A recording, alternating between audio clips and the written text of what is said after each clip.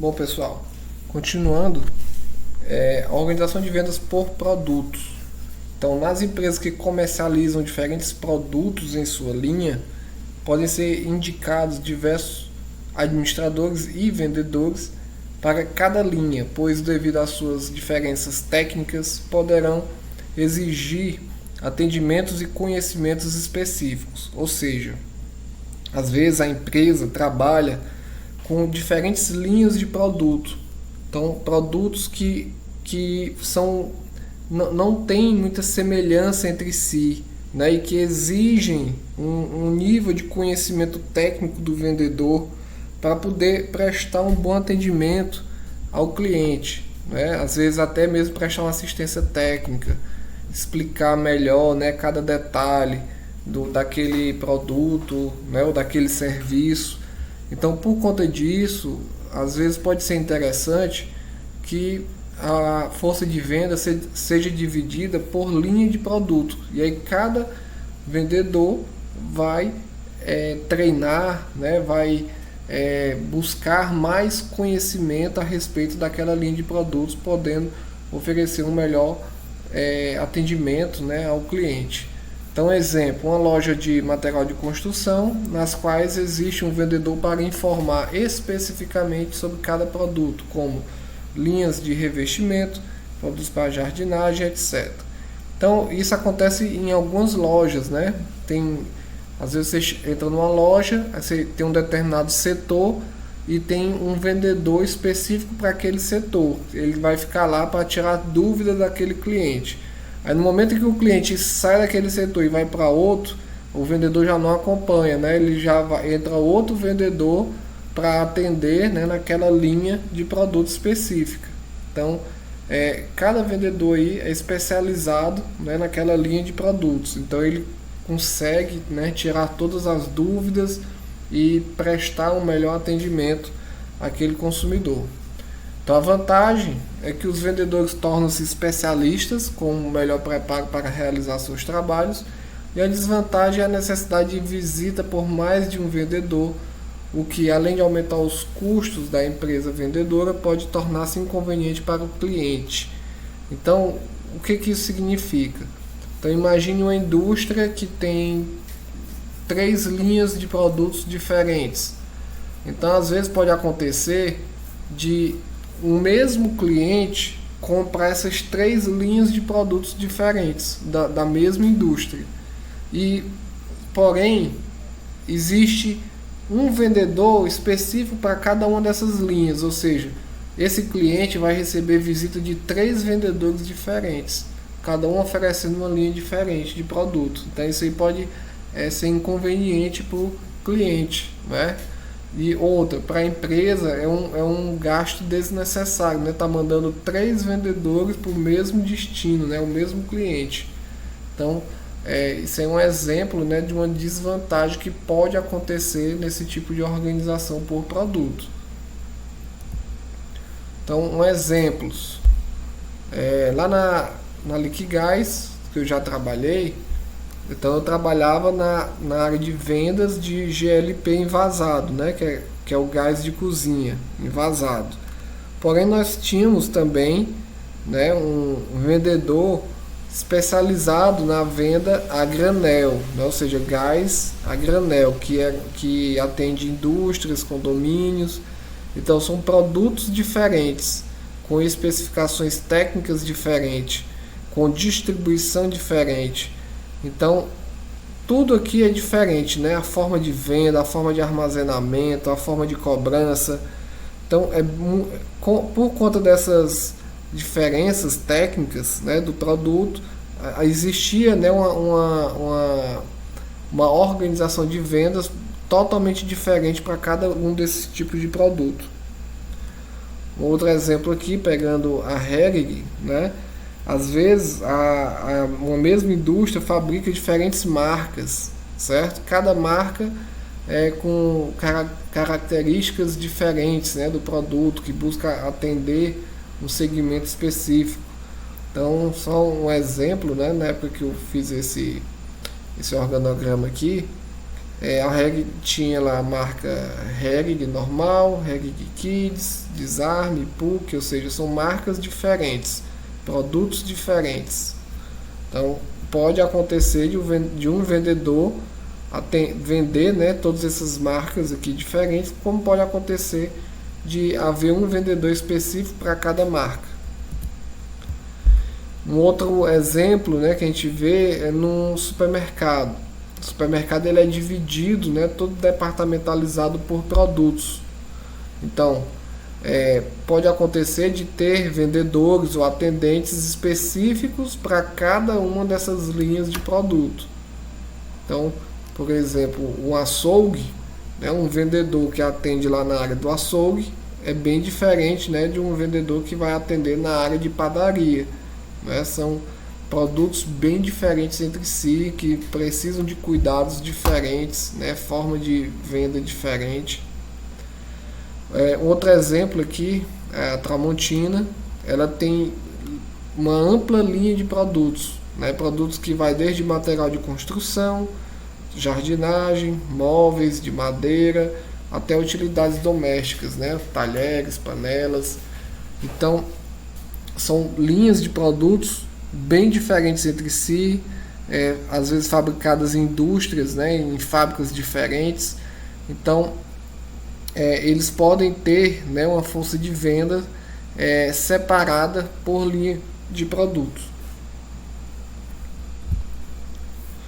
E por fim, o último tipo de organização é de forma mista. Como o nome está dizendo, é uma forma de organizar a força de vendas utilizando dois ou mais critérios daqueles que nós já comentamos. Né? Eu posso organizar por produto, por território e por cliente ao mesmo tempo. Certo? Então eu vou fazer uma combinação desses diferentes tipos de organização de vendas. Então, um exemplo aí, uma empresa pode ser organizada por território e ao mesmo tempo ter uma estrutura por cliente. Então, esta combinação permite melhor prestação de serviço a clientes preferenciais e em muitos casos são os próprios gerentes que eles dão atendimento. Enfim, esse tipo de organização de forma mista talvez seja a forma mais utilizada, certo? Então, ela dá mais liberdade, né, para a empresa se organizar da melhor forma possível. Então, os gerentes eles devem decidir a melhor forma de organização de vendas, considerando seu mercado de atuação, seus produtos e as condições internas e externas que afetam as empresas. Então, ao estabelecer uma organização de vendas, é recomendável que os administradores estejam atentos à adaptação dela às novas condições, bem como proporcione condições para que seja realizado um controle adequado.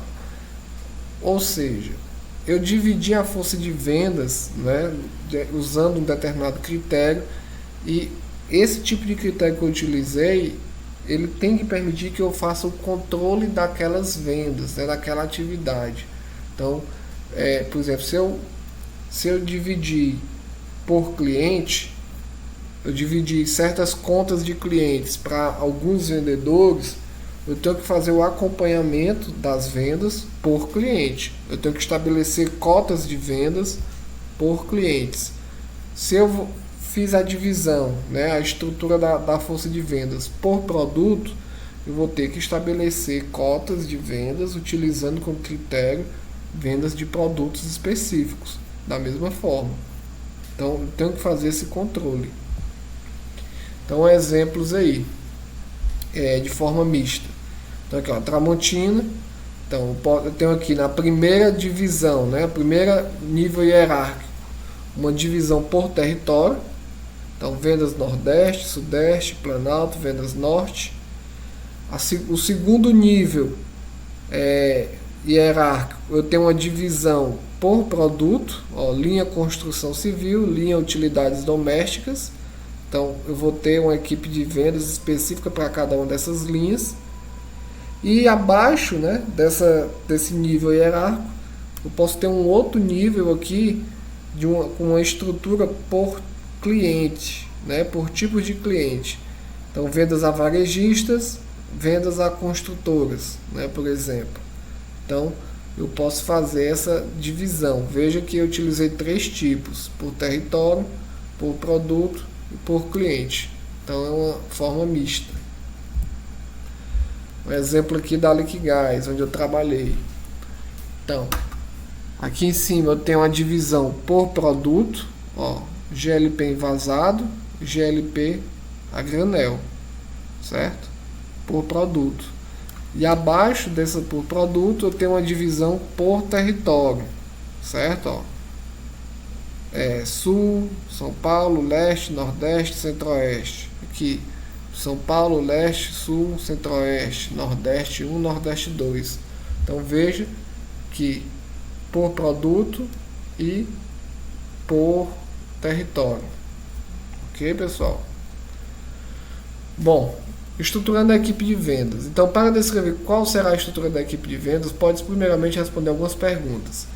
Então, o administrador, ao responder essas perguntas e outras, né, que poderiam também ser utilizadas, ele vai conseguir fazer um diagnóstico de qual é a necessidade, né, a partir do tipo de produto, a quantidade de produtos que a empresa possui, a quantidade de clientes e tipo de clientes que possui, a abrangência geográfica que a empresa tem.